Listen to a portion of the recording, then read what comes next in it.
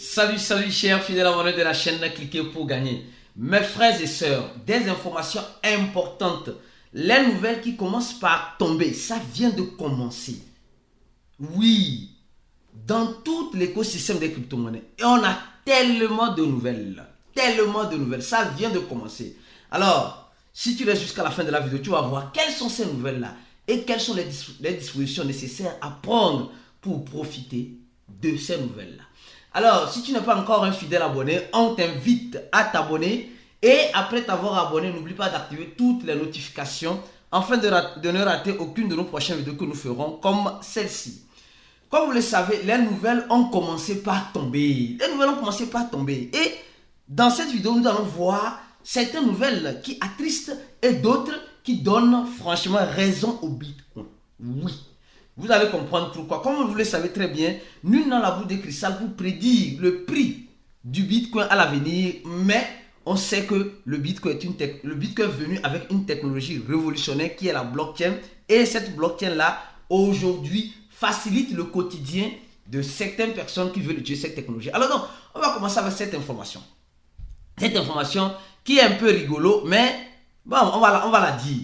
On dit le Nigeria émet des alertes contre Binance et d'autres échangeurs crypto-monnaies.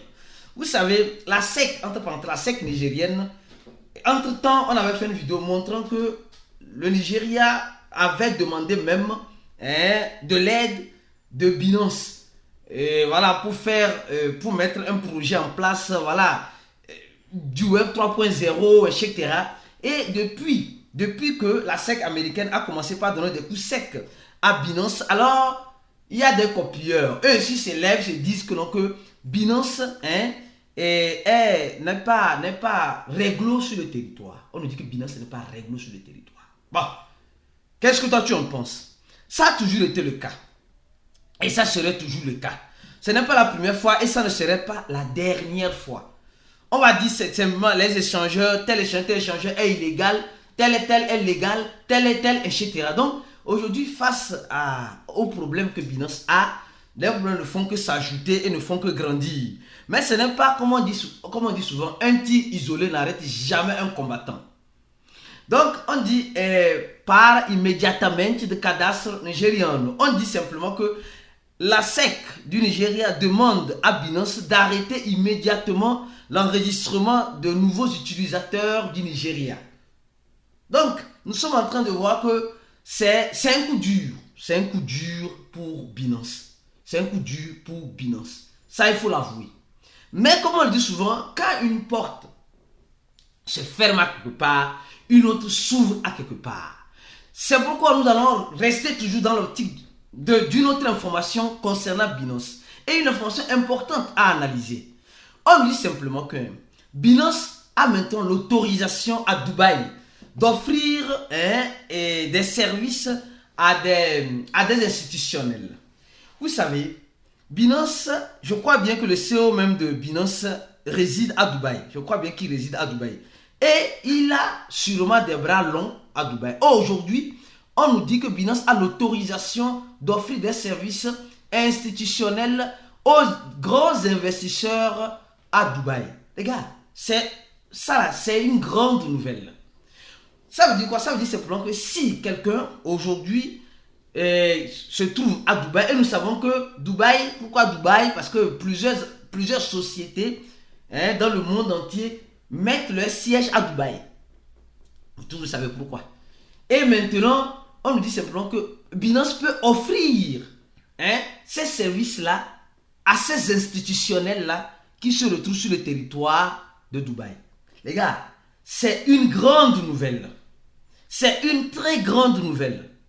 Binance, aujourd'hui, tant bien que mal qu'elle a des problèmes dans certains pays, mais elle arrive à joindre le deux bouts, elle arrive à vouloir aussi s'imposer dans cet écosystème des crypto-monnaies. Moi, je trouve ça beau, je trouve ça appréciable. Donc, voilà les nouvelles, certaines nouvelles, quelques petites nouvelles avant les autres nouvelles. Alors, on va mélanger avec quelques nouvelles tout à l'heure. Les gars, on a fait une vidéo short. Si vous ne nous suivez pas sur on a fait une vidéo short parlant d'une crypto-monnaie, d'accord? Et quand on a parlé, la crypto-monnaie a fait 40 000%. Et dans cette crypto-monnaie, on appelle BALT, cette crypto-monnaie a rendu soi-disant certaines personnes, certains inconnus millionnaires. Parce qu'ils ont mis simplement que 1000 $, ils se sont retrouvés avec 1 million de dollars. Les gars, c'est ce que j'ai dit, la crypto-monnaie est plus psychologique. Si tu ne sais pas faire, c'est toi qui serais l'agneau qui ira à l'abattoir.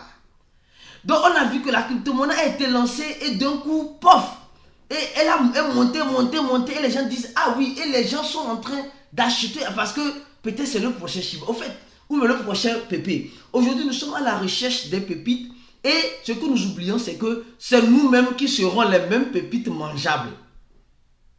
C'est une question de stratégie. On dit que quelqu'un a mis 9 800 $ et s'est retrouvé avec 815 000 $ en 18 heures de temps avec cette crypto-monnaie. Donc, ça te dit simplement, ah oui, si c'est comme ça, moi aussi, je peux le faire ainsi. Mais ce que les gens oublient, ceux qui ne veulent pas se former, malheureusement, parce que notre communauté a un cours disponible pour ceux qui veulent se former. Le premier lien de la vidéo, le lien de notre cours, qui coûte maintenant, à partir de maintenant, 100 $, hein, ça va t'aider à être un bon investisseur. Mais ce que les gens oublient, voilà un peu. Cette même crypto-monnaie, hein, BALT, hein, est montée et les gens certaines personnes ont acheté ça à 1000 $ et ont eu 1 million de dollars. Et ça continue, les gens disent non, et les gens disent non, c'est fini, c'est le prochain Shiba, le prochain pépé. Mais dans ce prochain pépé, on voit la catastrophe qui est arrivée. Nous voyons un peu que retour à la case de départ. Ça retourne à la case. Regardez cette chute-là. À l'instant, regardez cette chute-là. Mais c'est énorme.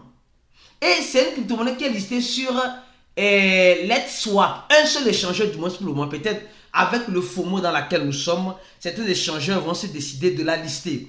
Mais, les gars, aujourd'hui, les crypto-monnaies là, hein, je vous dis une chose sincèrement, les crypto-monnaies sont plus dangereux même que les plateformes d'investissement. Les crypto-monnaies sont plus dangereux même que aller investir 5%, 2%.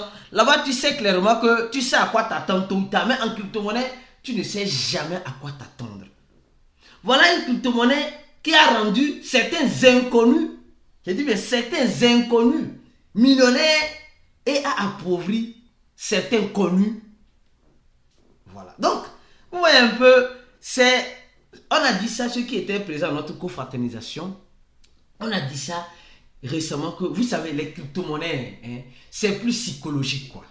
Ça ne sert à rien de courir pour rentrer en crypto-monnaie sans avoir une bonne formation, sans te préparer psychologiquement.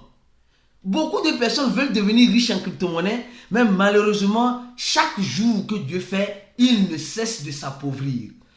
Et malheureusement, il y a plusieurs personnes qui ne veulent pas comprendre que les crypto-monnaies, hein, c'est un état d'esprit. Hein. Si tu n'es pas dans la boîte, tu n'as pas une bonne stratégie, tu risques de faire toujours de l'argent à ceux qui ont assez et de bonnes stratégies.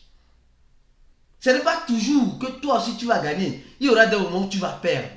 Mais est-ce que toi qui me regardes, tes pertes sont constantes? Est-ce que toi qui me regardes, toi tu ne sais même pas comment même investir dans la crypto-monnaie, tu n'es pas préparé psychologiquement à ces genres de choses qui arrivent? Je dis, les crypto-monnaies sont plus dangereuses même que les plateformes d'investissement. C'est plus dangereux. Et vous allez voir peut-être que ça a chuté comme cela. Je ne dis pas d'aller acheter. Hein. Donc vous allez voir, ça va remonter le double de cela. Et toi, quand ça a chuté, tu es parti vendre. Et quand ça remonte, tu vas acheter. Et on va te jouer ce jeu de cash-cash. Et tantôt, tu vas dire non, j'ai payé seulement 5 $. Non, j'ai payé seulement 10 $. Et quand tu augmentes, tu es en train de faire plus d'argent à certaines personnes. Mes frères et sœurs, les crypto-monnaies, ce n'est pas pour n'importe qui. Les crypto-monnaies ne sont pas venus pour rendre tout le monde riche. Toi qui me regardes, tu n'es pas obligé de faire ta richesse en crypto-monnaie. Mais si tu veux tenter le tout pour le tout, et faire quoi? Et prendre le risque, viens te former avec nous et tu verras que tu vas commencer par comprendre certaines choses. Qu'est-ce que les gars ont fait concrètement ici? On a déjà expliqué ça 1001 fois dans le groupe VIP. Pour ceux qui ont cliqué sur le premier lien et payé les $80, après du premier le coût passe à $100. Les $100, vous aurez compris l'amalgame qui s'est produit ici et qui sont ces inconnus-là, qui sont réellement des connus. Alors, on continue. Ça a commencé et ça chauffe. On se rappelle en 2022, d'accord? En 2022, le CEO de Uber disait que, et il dit, ça c'est un article de 2022, je renvoie ça parce qu'il y a une nouvelle article qui dit simplement que le CEO de Uber dit qu'il va accepter le Bitcoin dans un futur proche. Ça fait plus de 1 an, on n'a pas encore vu le Bitcoin être accepté au niveau des moyens de paiement avec Uber. Mais quand est-ce que cela va arriver? Les gars, vous savez, c'est l'imprévisibilité des crypto-monnaies qui font les crypto-monnaies. C'est l'imprévisibilité des crypto-monnaies qui font la crypto-monnaie. Le millionnaire, il faut noter ça pour moi. Donc, aujourd'hui, les gens disent non, je veux faire de l'argent en crypto-monnaie. Mais si tu ne te prépares pas à des éventualités, alors tu risques de te cogner la tête.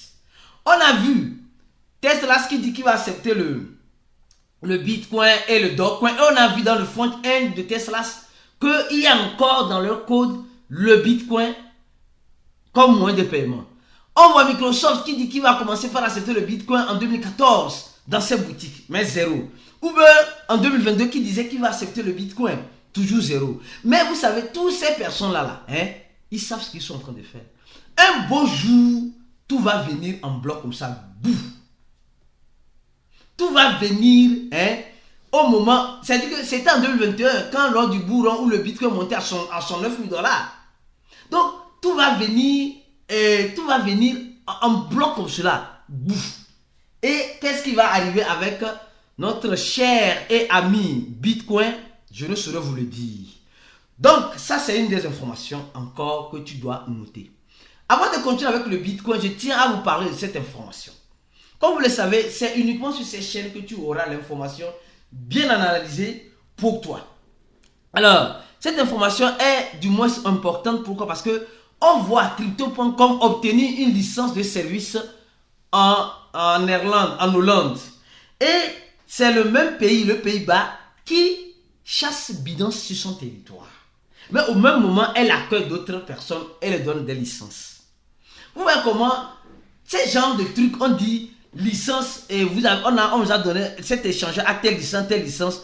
De la même façon que Binance avait réussi en 2022 à avoir plusieurs licences et en 2023, elle est en train de perdre toutes ces licences. C'est ce qui pourrait arriver aussi à ces crypto-monnaies-là. Donc, cette affaire de licence, cet échange à gagner cette licence, elle peut aussi toutefois la perdre aussi. Comme Binance est en train de perdre cette licence qu'elle a réussi à acquérir à la sueur de son front dans les années précédentes. Donc, cette affaire de licence, ce n'est pas quelque chose que tu dois prendre à bras le corps. Non. Sois très vigilant avec ça. Donc, c'est une information que j'ai voulu vous donner vis-à-vis de cela.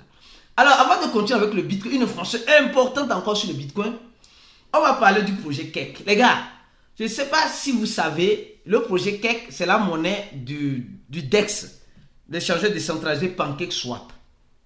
Et nous savons que PancakeSwap, elle crée de nouveaux tokens et elle brûle aussi plus de tokens. Nous savons comment le mécanisme fonctionne. Et on a même, dans le groupe VIP, ceux qui ont remonté les anciens messages, on a même fait un chat voice une fois, on a expliqué plus, notre équipe a plus expliqué sur ce point-là. Et aujourd'hui, ils sont en train de nous dire simplement que les personnes qui seront les stakers, les gens qui vont staker le cake, vont commencer par gagner des récompenses sur les frais de trading. Et les gars, ça va pas être intéressant. Ça va pousser la monnaie cake à faire quoi? Je vais voir le prix de cake actuellement même. La monnaie cake. La monnaie cake là, elle devait faire plus, mais elle est en train de faire moins. De toute façon, l'imprévisibilité, c'est ce qui fait la différence dans notre écosystème de la crypto-monnaie et surtout de cette technologie qui nous apporte une innovation. Donc, nous avons vu que le projet cake en question, aujourd'hui, se trouve à $1,05 et bon, et ça ne va pas. Mais ça, on essaie d'aller, mais on ne va pas. On essaie d'aller, mais ça ne va pas. Quand nous prenons comment appelle-t-on, le graphique, Cake est arrivé à $42. Aujourd'hui, Cake est à $1. Les gars, c'est une chute pas possible. Je vous jure. C'est une chute pas possible. De 42 dollars à 1 dollar, elle revient à la case de départ. Presque. Elle revient à la case de départ. Et aujourd'hui, l'équipe de Cake est en train de faire certaines actualisations qui permettront sur PancakeSwap, le V3, de donner une récompense à ceux qui stake leur cake. Donc, ça va donner un plus à la monnaie cake qui sait à l'avenir. Je ne saurais vous le dire. Alors donc, la dernière information que je dois vous apporter, que tu dois savoir de façon importante, c'est cette information. KD. Ah, qui? T'as bon. Cette information, ceux qui sont abonnés sur notre compte Twitter, vous êtes déjà informés. Beaucoup d'informations passent là-bas. On dit le premier ETF européen Bitcoin est désormais disponible pour les investisseurs institutionnels. Du Royaume-Uni, de l'Allemagne, de la Suisse, etc., du Danemark, de l'Irlande, etc. Donc, qu'est-ce qui se passe? Jacobi, que nous tous, que certains investisseurs connaissent aussi, un gestionnaire de fonds, je crois bien, a reçu son approbation pour commencer à proposer le Bitcoin à certains investisseurs institutionnels qui sont intéressés. Les gars, en fait, c'est ça qui fera la différence. On est en train de voir déjà il y a certains institutionnels qui sont en train déjà de le recevoir, cette autorisation-là. Et d'autres vont aussi le recevoir. On attend l'autorisation de BlackRock et Fidelity, d'autres qui ont aussi fait la demande au niveau de la SEC américaine. Donc ça va venir. Déjà en Europe, certains sont en train déjà d'acquérir cette autorisation.